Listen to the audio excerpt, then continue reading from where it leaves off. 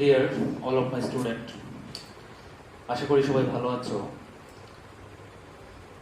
তোমাদের এই করোনাময় সংকটের কারণে তোমরা স্কুলে আসতে পারছো না, সো সেই কারণে সানশাইন মডেল হাই স্কুল কর্তৃক তোমাদের কিছু ইম্পর্টেন্ট ক্লাসের আয়োজন করা হয়েছে। So Sunshine Model High School কর্তৃক আজকের এই ক্লাসে তোমাদের সবাইকে স্বাগতম। আমি আজকে একটা ইম্পর্টেন্ট টপিকস নিয়ে আলোচনা করতে যাচ্ছি গ্রামারের। মূলত ক্লাসটি 6 থেকে 8 পর্যন্ত।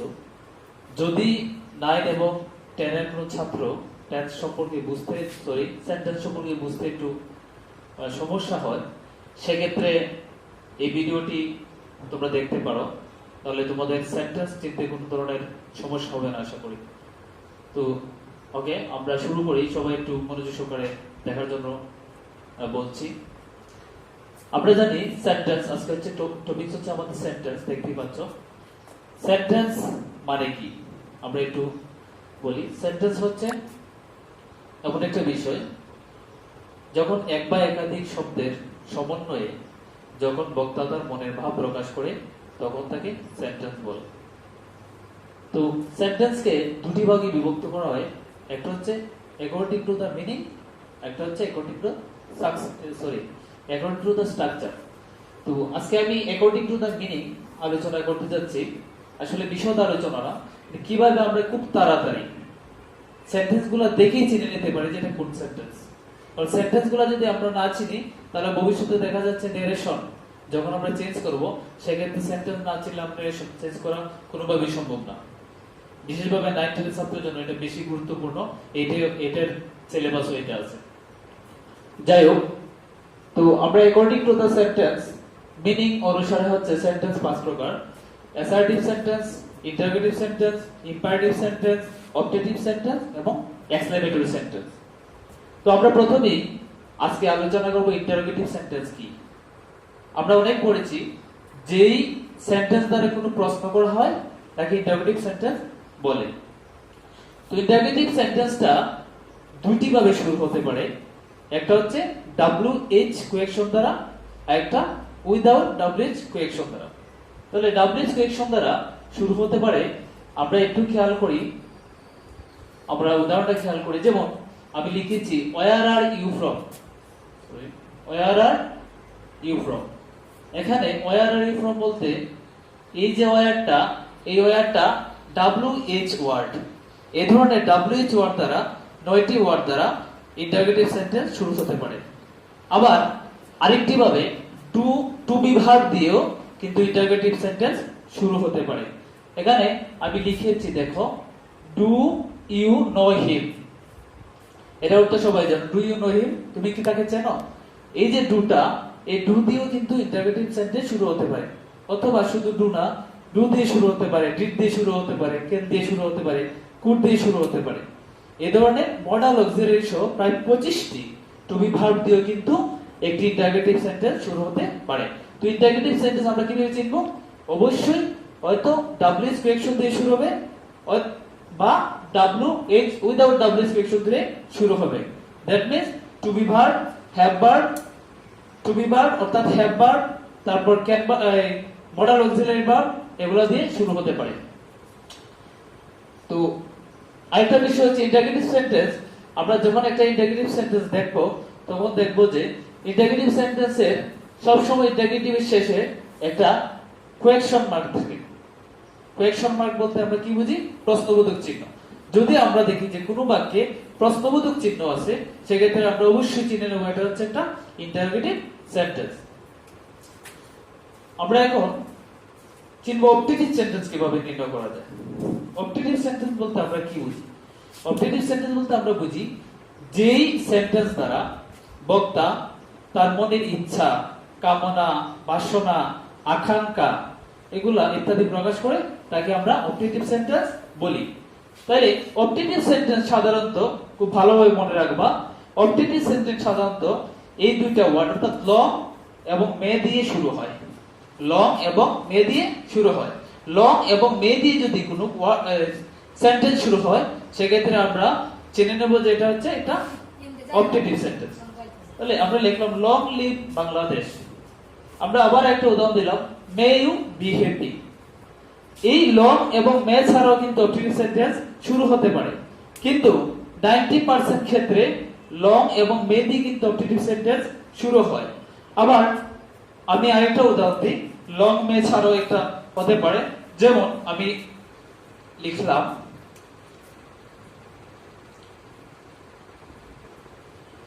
hope for the best, hope for the best, এটাও কিন্তু একটা অবজেক্টিভ সেন্টেন্স। তবে আমরা মনে রাখবো লং এবং যদি মে দিয়ে কোনো বাক্য শুরু, অবশ্যই এটা অবজেক্টিভ সেন্টেন্স হবে। তাই আমাদেরকে এই অবজেক্টিভ সেন্টেন্সের মোটামুটি আমাদের অবজেক্টিভ সেন্টেন্সের যে সংজ্ঞাটা, এই সংজ্ঞাটা আমাদের খেয়াল রাখতে হবে এবং লং এবং মেটাও আমাদেরকে খেয়াল রাখতে হবে। আমরা এবার আলোচনা করব এক্সক্লেমেটরি সেন্টেন্স। এক্সক্লেমেটরি সেন্টেন্স বলতে আমরা কি বুঝি? যে সেন্টেন্স দ্বারা বক্তা তার মনের আবেগ, সুখ, দুঃখ, বিস্ময় ইত্যাদি প্রকাশ করে তাকে কিন্তু এক্সক্লেমেটরি সেন্টেন্স বলে। এক্সক্লেমেটরি শব্দের অর্থ হচ্ছে বিস্ময়। তো এক্সক্লেমেটরি সেন্টেন্স আমরা দেখব, খুব সহজে চিনে নিব। এক্সক্লেমেটরি সেন্টেন্সের শেষে একটা বিস্ময়বোধক চিহ্ন থাকবে, বা আমরা ইংলিশে এটাকে বলি exclamatory sign.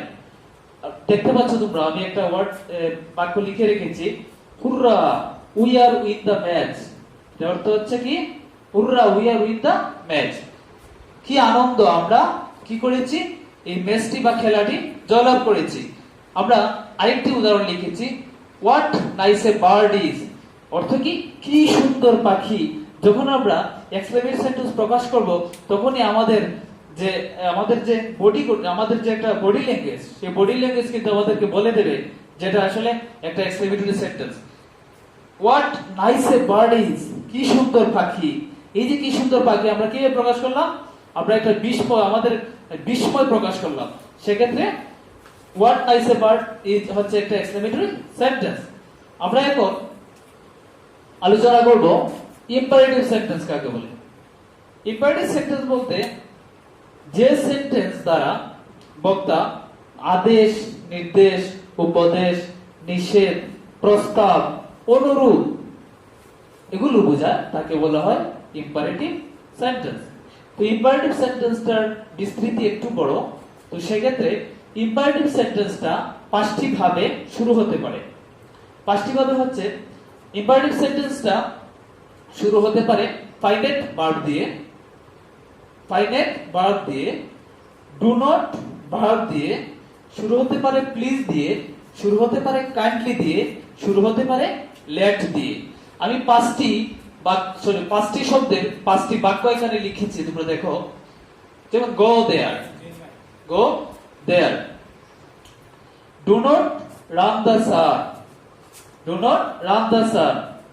Please give me a pad, kindly tell me about it, let him do the work. তাহলে দেখো তো, ইম্পারেটিভ সেন্টেন্স কয়টি ওয়ার্ড দিয়ে শুরু হতে পারে? সাধারণত 5টি ওয়ার্ড দিয়ে। সাধারণত না, 95% ক্ষেত্রেই এই 5টি ওয়ার্ড দিয়ে ইম্পারেটিভ সেন্টেন্স শুরু হতে পারে। তোমরা একটা জিনিস খেয়াল রাখবা, ইম্পারেটিভ সেন্টেন্স এ কিন্তু সাবজেক্ট থাকবে না। এটাও খেয়াল রাখতে পারো, যে সেন্টেন্সে সাবজেক্ট থাকবে না সে সেন্টেন্সকে আমরা কিন্তু ইম্পারেটিভ সেন্টেন্স বলতে পারি। আবার এটা বিশুদ্ধভাবে মনে রাখতে হবে যে ইম্পারেটিভ সেন্টেন্স 5টি ওয়ার্ড দিয়ে শুরু হতে পারে। ওয়ার্ডগুলো হচ্ছে go, do not, please, kindly, let. তো তোমরা যদি মনে করো তোমাদের বেশি সহজে শেখার চেষ্টা করো, তাহলে এই উদাহরণগুলো লিখে নিতে পারো তোমরা খাতায়, ভিডিওগুলো পোস্ট করে। আচ্ছা, আমরা রয়ে গেল আমরা এখন অ্যাসার্টিভ সেন্টেন্স।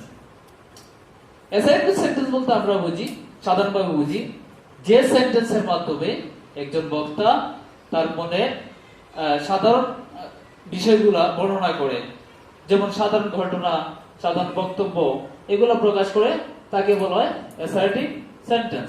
অর্থাৎ এই ইন্টারোগেটিভ, ইম্পারেটিভ, অবজেক্টিভ, এক্সক্লেমেটরি সেন্টেন্সের বাহিরে মোটামুটি যতগুলো সেন্টেন্স আছে সবগুলোই কিন্তু আমরা অ্যাসার্টিভ সেন্টেন্স বলতে পারি। অ্যাসার্টিভ সেন্টেন্স জানার উপায় হচ্ছে, অ্যাসার্টিভ সেন্টেন্সটা সবসময় সাবজেক্ট দিয়ে শুরু হবে এবং অবশ্যই ফুল স্টপ দিয়ে শেষ হবে, সাবজেক্ট দিয়ে শুরু হবে। আমার উদাহরণটা দেখো, আমি লিখেছি হি গোজ টু স্কুল, সাধারণ একটা উদাহরণ, হি গোজ টু স্কুল, এখানে হি হচ্ছে একটা সাবজেক্ট, শি ইজ রাইট, এখানে শি হচ্ছে একটা সাবজেক্ট। তো অ্যাসার্টিভ সেন্টেন্স কি? অ্যাসার্টিভ সেন্টেন্সটা হচ্ছে যে সব সময় সেটা সাবজেক্ট দিয়ে শুরু হবে, অর্থাৎ সাবজেক্ট থেকে এটা উৎপত্তি হবে।